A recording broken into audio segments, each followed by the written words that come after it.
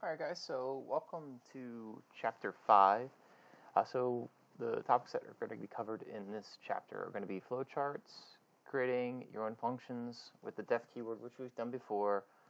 Again, multi-line strings inside of a print statement, going over while statements again, understanding and, or, and not Boolean operators, the truth tables, which we went over during the last Project Lead the Way project, but we're going to go back into that, understanding what the return keyword does. Go over again global and local variable scopes, parameters and arguments, and something new, which is the sleep function. We're also going to be importing time for the first time, and that's going to simulate the computer thinking. So what I want to first go over is the newest program. So what I have for you guys is I have a flowchart right here that is going to describe the program in its entirety. So, for example, a flowchart is a diagram that shows every possible action that can happen. So the program's going to start, and then it's going to show an introduction. That's going to be our first function, and that's going to be display intro. Then we're going to have our second function, and that's going to be choose cave. And then check cave is going to be our last function. Inside of check cave, all of this other stuff is going to occur. A decision is going to be made if conditional. Okay, so if the dragon is a friendly dragon, the player is going to win. If it's not a friendly dragon, the player, unfortunately, is going to lose. So if the dragon is friendly, you're going to win. If the dragon is not friendly, you're going to lose. But either way, a while loop is then going to run if you want to play again. You'll notice that the decision has two breaks. Okay, so it has one that goes to the right and one goes to the left, but both go back to this while loop. This while loop is going to constantly be looking for the word no. So if the word is no, it's not going to go there and it's going to end. Otherwise, it's going to go all the way back to the beginning and start all over. What you guys are going to have to do at the end of this project is you're going to have to create your own flowchart for a program. So this is the practice, and then you guys are going to be tasked with creating your own flowchart with your own functions, and then show me that code. Okay, so this is going to be a little bit longer of a project. There will be no discussion for this one. So there's going to be practice on your first day of class, then you'll have to make advancements on your project the second day of class, and then there will be the quiz on chapters 4 and 5 on Friday. So let's open up our program in Amazon Web Services and get started. So what I'm going to do is I'm going to right-click, and I'm going to make a new file, and this is going to be called chapter 5, and this is going to be Dragon Realm, and make sure that you use .py. So I'm going to open that up, and what I'm going to do is I'm going to close that environment drawer. I'm going to close out of all these other runners because I don't need them anymore. And I'm just going to have Dragon Realm right here. Actually, I'm going to reopen up the program because it looks like it went away. Okay, so let's go like this. So now the runner's there, and my actual area where I can type my program is right here. So the first thing that I'm going to do is I'm going to import random, because we're going to be using random numbers. We're also going to be importing time. All right, so our first function is going to be display intro. This is going to be a print statement, and we're going to use 3 quotes because I want to be able to press enter without having to make my screen really small. So you are in a land of dragons. In front of you, you see 2 caves. in one cave a friendly dragon, and in the other is a greedy, hungry dragon.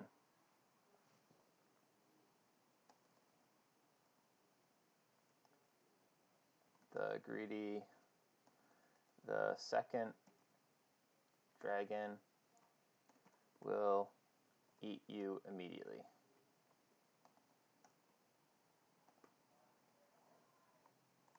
All right, so that's our first function. Our second function is going to be choose cave.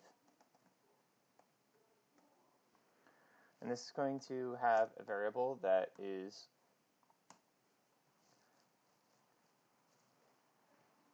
going to be called cave. So while cave is not equal to 1,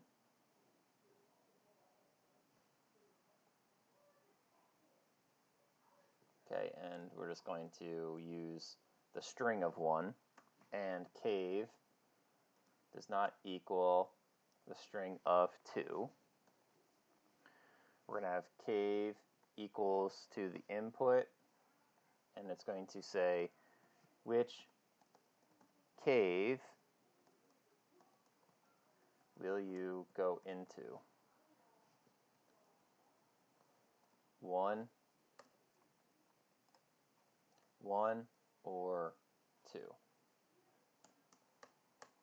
Okay, so I'm going to save that and I'm going to run this just to make sure that everything is working up to my specs. Okay, so save. Oh, I forgot to actually display the intro here and choose cave here. So I have to call both functions. I created them, I defined them, but I didn't call them. So this is define the functions, and this is calling the functions. We learned that really early on in this whole process. Okay, so I'm going to save that and I'm going to run. You're in a land full, your land of dragons. In front of you, you see 2 caves. In one cave, a friendly dragon, and in the other is a greedy, hungry dragon. The second dragon will eat you immediately. Which cave do you want to go into? I'm going to do 1, and it allows me to go. All right, so I'm going to comment out both of these functions because I'm not going to use them like that. I'm going to define my last function, which is going to be the most complex one, but we'll get into understanding what it does. So def, and then we're going to have check cave, and we're going to have a parameter here. So this is going to be chosen cave that we're going to pass. So print you approach the cave, and I'm going to move my mouse so you guys can see. And then we're going to have time.sleep, and we're going to say how many seconds we want the computer to sleep. It's going to be 2. Print it is dark and spooky.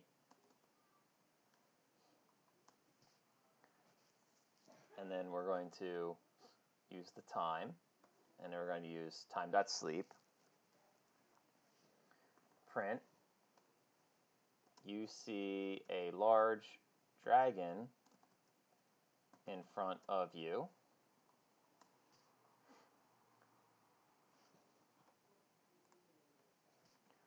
And he opens, move my mouse again, his jaws.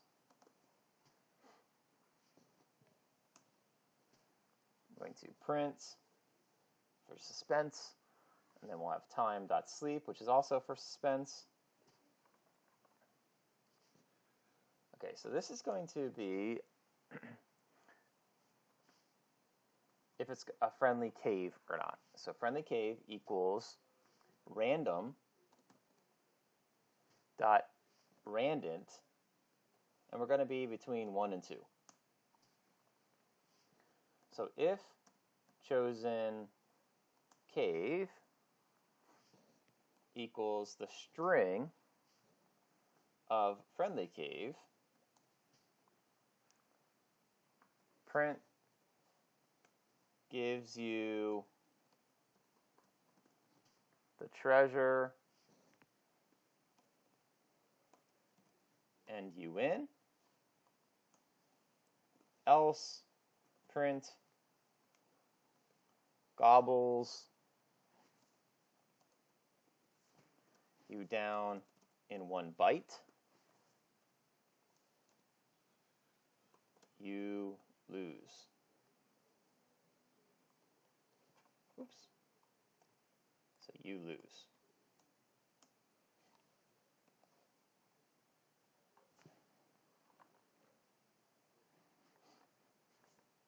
All right, so we're done that function. So now we're going to actually create the game logic now. So this is the game logic. Just to make sure that this function works, what I want to do is I want to call this, so check cave, and I'm going to put in 1 here. So I'm going to save this.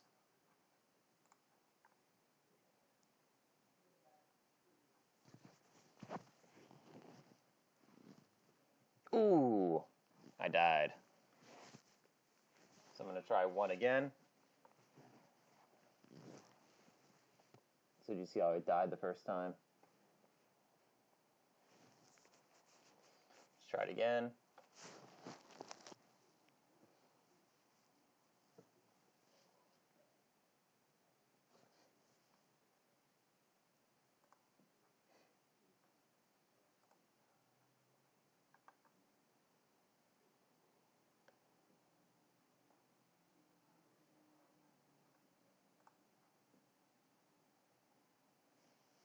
So it looks like it's staying.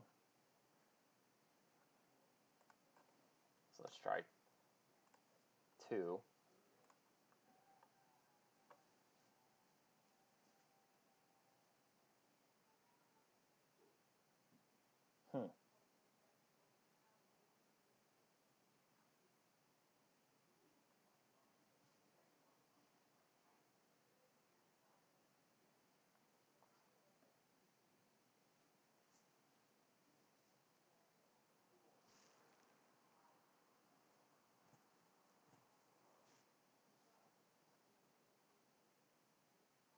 It's very strange that we're not getting anything different. Let's try 1 to 3 instead.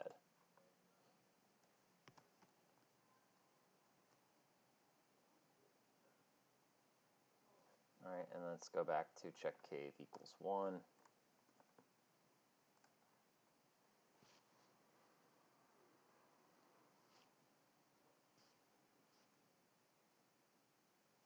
Huh. Okay, so we'll come back to this to figure out why that's occurring, but we're getting all the right printouts and everything, and that's fine. So let's just keep on working with the game logic here. So we're going to have a global variable for play again, and it's going to be set to yes. So while play again equals yes, or play again equals to y. So this means that the player can type in yes or type in y. We're going to display intro. We're going to have a new variable, which is going to be global. So cave number equals choose cave. So that's going to be us choosing which cave we want. And then it's going to check the cave, and that's going to be the global variable of check cave. And I think choose cave is set up right. We have a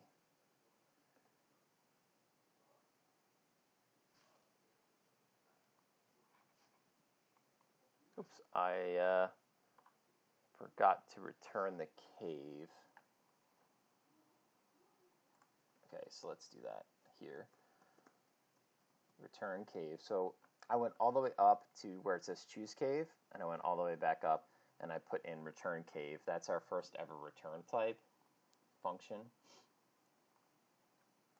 So that's why I had an error on line 41. I went all the way up to choose cave and put in the words return cave outside of the while loop. And the way that I know that I'm outside the while loop is because the indentation level is the same. Okay, so now we're going to ask the question, print, or we'll have the question of play again, equals to input.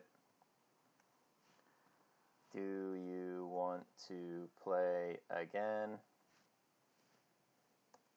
We'll have a question mark, and we'll say yes or no. So we're going to save that, and we're going to run. We're going to go into cave 1. You approach the cave. It is spooky. See a dragon in front of you. Opens your jaws. And we get the treasure. Do we want to play again? Yes. So now I'm going to choose cave 2. You approach the cave. It is dark and spooky. Opens his jaws up. Gobbles you down in one bite. So I think I made a change to the random int. So I'm going to go change that back to 2. And I'm going to run this again just to make sure that cave 1 works how it should. And cave 2. Okay, so cave 1 kills us. We'll try cave 1 again.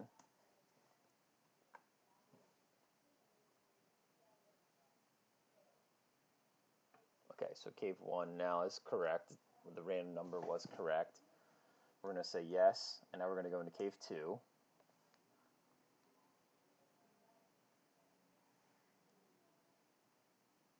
Okay, so we're going to say yes. We'll try cave 2. And remember, it's a random int between 1 and 2, so it's deciding, if that number was the same. So I'm going to go into cave 1.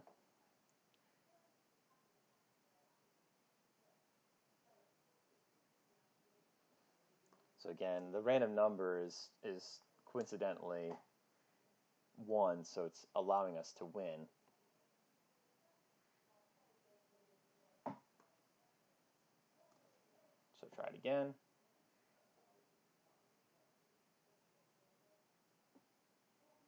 There we go, we finally lost. Alright, so now I'm going to say no. So now it completely exits out of the whole game, and we are allowed to move on. So now let's take a look at the source material. So the first thing is the def statement. So def is a keyword. Here it's the definition of the function. Check cave is the function name. The parentheses holds any type of parameter. This is a parameter, and then the colon ends the line. So when we want to call the function, we have to use it exactly how we wrote it out. So that's why we write check cave, parentheses, and then the parentheses, and then the parameter. So the reason we wanted to use a multi-line comment here is because we wanted to have the ability to press enter. If I just had regular quotes here, I wouldn't be able to press enter to make multiple lines.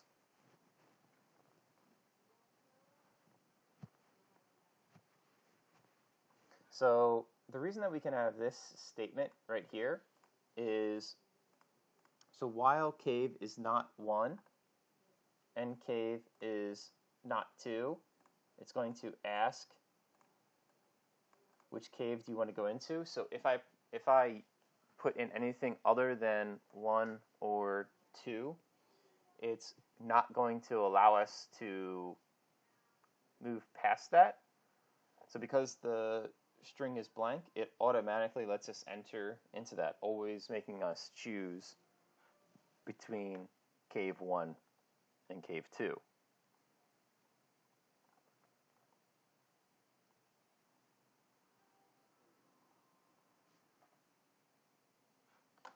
The return of cave returns whatever was the cave. So if I write cave 1, it's going to return cave 1. If I write cave 2, it's going to return cave 2. Trying to find, this is a local variable. Friendly cave is a local variable versus play again is a global variable. Notice that local variables are inside of functions. Global variables are outside of functions. We've already gone over a function parameter. Function parameters can only be used within functions. So chosen cave can only be used inside of check cave. If I tried to use chosen cave in choose cave or display intro, it would not work. It's even more localized.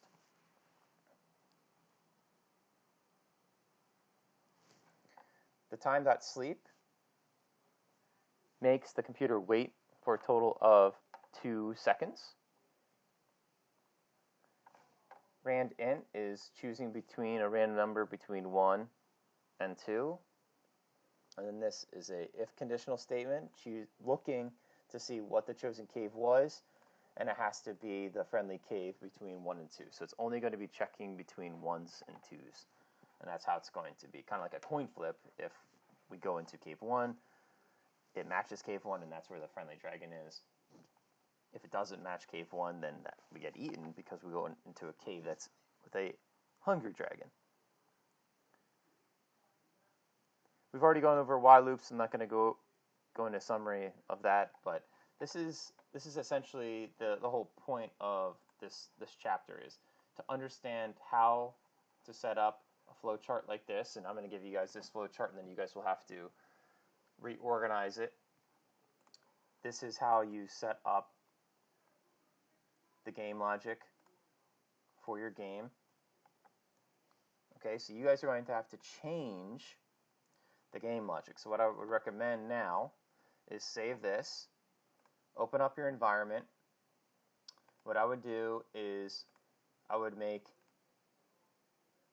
a new file, and this is going to be chapter 5 game.py. So what you guys are going to do is you're going to take this and you're going to go to File, make a copy, and you're going to call this Chapter 5 Game,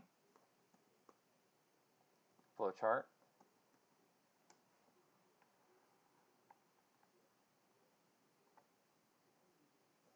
And you're going to change up the flowchart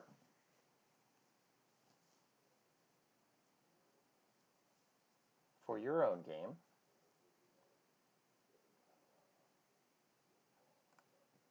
And then you're going to create your own 3 functions, and then game logic. And you guys can use the Dragon Realm as a good example for that. Okay, and that's what you guys are going to turn in on the second day. Okay, your new flowchart and your new game. Okay, so when you guys are doing your flowchart, some things to remember is you want to change the name of your functions. You want to change the decision. You can determine where your while loop is going to be, but this is a pretty good setup of what one would potentially look like in terms of your flowchart. Okay, there's going to be some other requirements, and you guys will see those in a little bit. But the example that I showed you is a really good example of what I'm looking for this chapter 5 understanding of a flowchart and the execution of the game. All right. So you guys have some creativity here in terms of the game, in terms of the code, and you guys can look back at the original example that we just practiced with. So if you guys have any questions, let me know, and just email me, and I will be able to gladly help.